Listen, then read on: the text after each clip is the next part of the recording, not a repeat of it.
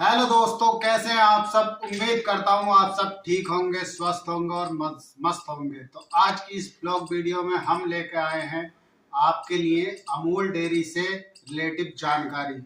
और जैसा कि आप सब जानते हैं कि गांव में आजकल डेयरी का बहुत ज़्यादा ट्रेंड चल रहा है। तो आज मैं आपको डेयरी खोलने के 10 ऐसे नियम बताऊंगा जो हर किसान के लिए, जो हर व्यक्ति डेयरी खोलना चाहता है उसके लिए बहुत ही महत्वपूर्ण होते हैं। तो दोस्तों, वीडियो में आगे बढ़ने से पहले आप मेरे चैनल को सब्सक्राइब करिए और कमेंट करके बताइए कि वीडियो कैसी लगी। तो दोस्तों, आपका ज़्यादा वक्त ना लेते हुए मैं वीडियो को आगे करता हूँ। चलिए दोस्तों, नियम नंबर पहला बताते हैं। तो दोस्तों, सबसे पहला नियम है, आप जब अपने गांव में अमूल डेयरी खोलने के लिए जा रहे हैं तो आपको इतनी जानकारी होनी चाहिए कि अमूल डेयरी खोलने के लिए हमें क्या क्या डॉक्यूमेंट्स चाहिए। हमारा एक न्यू अकाउंट होना चाहिए, उसके लिए आधार कार्ड, पैन कार्ड और बैंक की किताब की फ़ोटोकॉपी। इन कागज़ों को मिलाकर एक फ़ाइल बनेगी। उस फाइल को आप अपने जो अमूल डेयरी का प्लांट होगा वहाँ पर ले जाके दिखाएंगे मैनेजर को। तब वो आपके लिए उस फाइल पर साइन कर देगा और आपके लिए डेयरी खोलने की अनुमति दे देगा आपको। तो आपको क्या करना है, अपने गांव में पहले 10 ऐसे लोग छांटने हैं जो आपके चाहते हों, जो आपको अच्छी तरीके से जानते हों। आप उनसे राय लीजिए कि हाँ सर, मैं डेयरी खोलना चाहता हूँ, क्या आप मुझे अपनी भैंसों का दूध दे पाएंगे। अगर हाँ वो लोग कहेंगे कि हाँ भाई डेयरी खोल लो, हम तुमको जो है अपनी भैंसों का दूध दे देंगे, तो उससे क्या होगा, आपका एक लेवल बन जाएगा और आप लोगों के पास 10 आदमियों की एक समिति बन जाएगी, जिससे उन 10 मेंबरों का तो दूध आपके पास परमानेंट आएगा ही आएगा। क्योंकि उन 10 आदमी जब आपके पास जुड़ जाएंगे तो उन उन लोगों को देखी देखा और भी लोग आना चालू हो जाएंगे, जिससे आपके पास लगभग 15 से 20 मेंबर जुड़ जाएंगे। धीरे धीरे इसी तरीके से आपके पास मेंबर जुड़ते चले जाएंगे।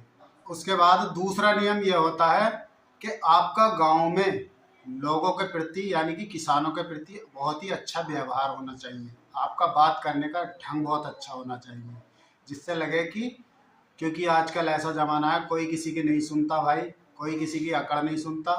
तो आपको क्या करना है, जब भी आप किसी किसान से बात करने के लिए जाएँ दूध की, तो उससे बड़े नरम व्यवहार से, बड़े शांत व्यवहार से उससे दूध की बात करें कि सर मुझे आपकी भैंस का दूध चाहिए, मैं अच्छा रेट दूंगा आपको और आपको प्लस बोनस भी मिलेगा।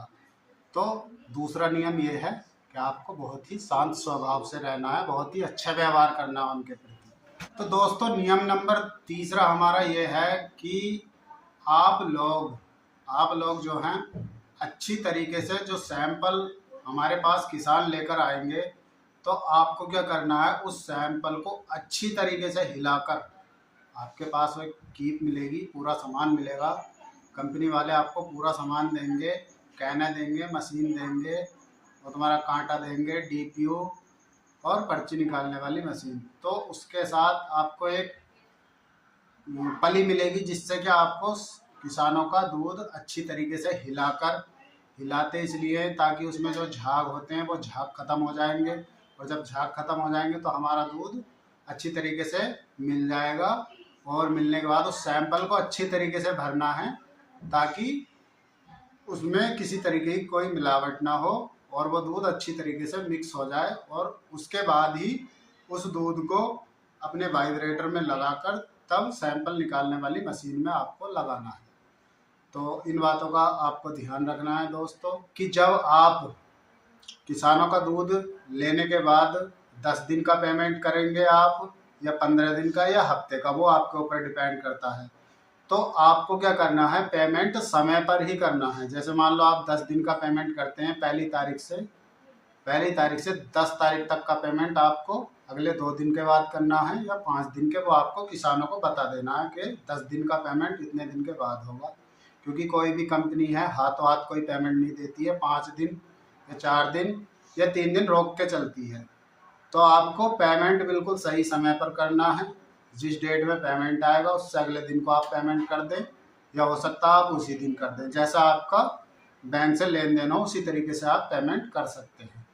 ऐसा ना हो कि आप किसी का पेमेंट ले लें किसी किसान का और रोक दें, उससे कह दें कि आप अगले में लेना। ऐसे नहीं चलता भाई, इस तरीके से आपका रिकॉर्ड खराब होगा, किसान को भी अच्छा नहीं लगेगा, क्योंकि किसान गांव में क्या होता है दूध के ऊपर ही डिपेंड रहते हैं वो अपने। तो उससे किसान अपना खर्च पानी अच्छी तरीके से चला पाते हैं। तो आपको पेमेंट क्या करना है, टाइम पर ही करना है। जब आपके पास किसान दूध लेकर आएंगे तो आपको ये चेक करना है कि कोई किसान बासी दूध ना लाए। बासी यानी कि जिस तरीके से आप सुबह को अगर किसान दूध ला रहा है तो वो रात का दूध ना लाए मिलाकर, और अगर शाम को लेकर आ रहा है तो वो सुबह का दूध उसमें ना लाए मिलाकर। उससे क्या होगा, आपका ही नुकसान होगा। आपका ऐसा नुकसान होगा कि आप उसकी भरपाई नहीं कर पाएंगे। मान लो आपके पास 1 कुंटल दूध है, 2 कुंटल दूध है, अगर उसके अंदर बासी दूध आ गया मिलके तो वो आपकी कैन खराब हो जाएगी, आपका दूध वेस्ट हो जाएगा, जिससे कंपनी आपका दूध नहीं लेने की है। उससे आपको काफ़ी लॉस होगा और नुकसान हो जाएगा आपका। तो दोस्तों दूध जो है चेक करने वाली एक किट आती है, उससे चेक कर लेना, या चक्के देख लें आप, चक्के भी पता चल जाता है कि दूध बासी है या ताज़ी है। तो नियम नंबर 5वां हमारा ये है कि बासी दूध ना लें। तो दोस्तों नियम नंबर 6 ये है कि आप किसानों को साल दर साल बोनस देंगे, जिसके बारे में आपको समय समय पर बोनस की जानकारी किसान को देते रहना है। इससे क्या होगा, किसान जो है, जब आप किसान को बोनस की जानकारी देंगे कि आपको हर दीपावली पे, हर होली पे या हर साल में एक बार बोनस मिलेगा आपके दूध का, तो उससे किसान को क्या होता है, एक मोटिवेशन मिलता है किसान को, उससे खुशी मिलती है कि हमारे दूध का बोनस आ रहा है। क्योंकि मान लो अगर किसी किसान का पूरे साल का दूध जो है 50,000 का बिका, तो उसका बोनस अगर 10% से आया तो 5,000 रुपये उसको उसका बोनस मिलेगा। इससे क्या होगा, आपके किसान जुड़ेंगे। किसान ऐसे जुड़ेंगे, जब किसान का बोनस आएगा तो वो दूसरे किसान को बताएगा कि भाई उस डेयरी पे जो है हमें पूरे साल का बोनस मिला है, हमारा इतने रुपए बोनस आया है, कि तू भी दूध हटा या दूसरी डेयरी पे से दूध हटा और यहाँ पर दे दे। उससे जो है आपका जो है किसान मेंबर जुड़ते चले जाएंगे। तो आपको समय समय पर किसानों को बोनस की जानकारी देते रहना है, वो भी अच्छी तरीके से। नियम नंबर 7 हमारा ये है कि जो भी आपके पास मशीनें हैं, जैसे वाइब्रेटर, पर्ची निकालने वाली मशीन, रेट बताने वाली मशीन, और हमारा कांटा और डीपीओ, इन मशीनों की सफाई समय समय पर करते रहें।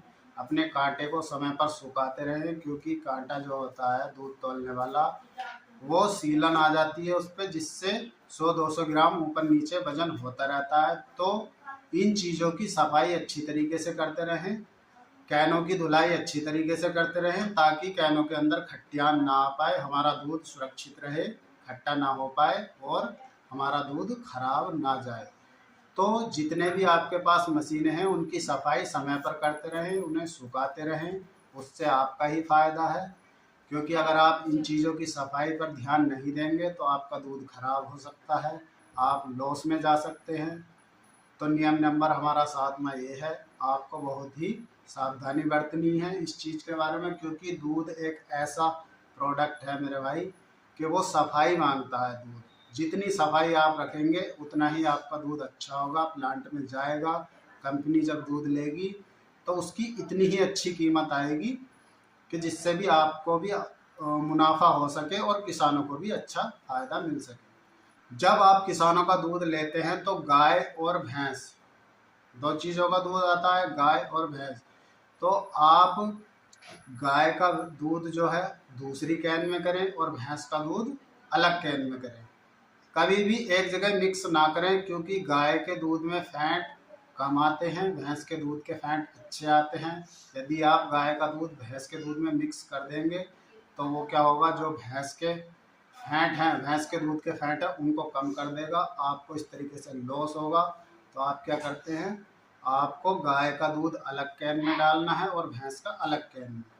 तो इस तरीके से आप अपने गाय भैंसों का दूध अलग अलग कैनों में करके कंपनी को भिजवा सकते हैं। तो दोस्तों नियम नंबर हमारा ये है, जब आपको काफ़ी टाइम हो जाए डेयरी चलाते हुए और आपको लगे कि हमें इस काम में मुनाफा हो रहा है, यदि आपको मुनाफा नहीं हो रहा तो दोस्तों डेयरी बंद कर देना, क्योंकि अगर आपको मुनाफा नहीं हो रहा, 1-2 महीने की कोई बात नहीं, अगर मुनाफा नहीं हो रहा 1 महीने चलाओ, 2 महीने, उसके बाद अगर आपको मुनाफा होने लगे तो दोस्तों कभी भी किसी से, अपने यार से, दोस्त से या किसी किसान से अपना मुनाफा नहीं बताना है, क्योंकि गांव में जो है कुछ लोग ऐसे होते हैं जो आपका काम ठप करने की सोचेंगे। वो सोचेंगे कि इसको तो डेयरी में काफ़ी फ़ायदा हो रहा है।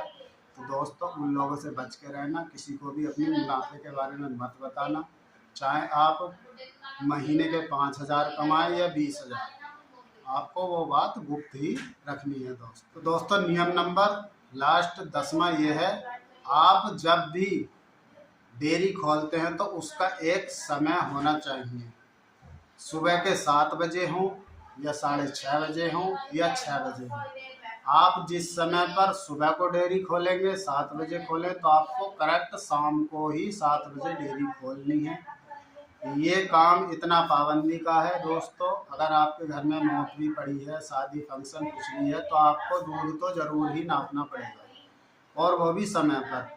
2-4 मिनट ऊपर नीचे हो जाए उसकी कोई बात नहीं है, अगर ज़्यादा देर हो जाएगी तो उससे किसान नाराज़ हो जाते हैं कि ये तो बंदा जो है समय पर नहीं आ रहा, तो हम अपना दूध कहाँ डालें।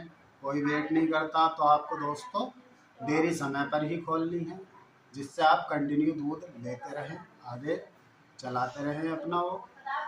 तो दोस्तों आज की इस वीडियो में इतना ही, मिलते हैं किसी नेक्स्ट वीडियो में। अगर मेरी ये वीडियो अच्छी लगी हो, आपको कोई जानकारी अच्छी लगी हो, अगर अच्छी नहीं भी लगी तो आप मुझे कमेंट करके बता सकते हैं। डिस्क्रिप्शन में अपना नंबर दे दूंगा, डेयरी से रिलेटेड आप कोई भी क्वेश्चन पूछ सकते हैं, नेक्स्ट वीडियो में आपकी कमेंट के ऊपर बनाऊंगा। तो दोस्तों अलविदा लेते हैं यहीं पर। धन्यवाद। जय हिंद, जय भारत, वंदे मातरम। किसान।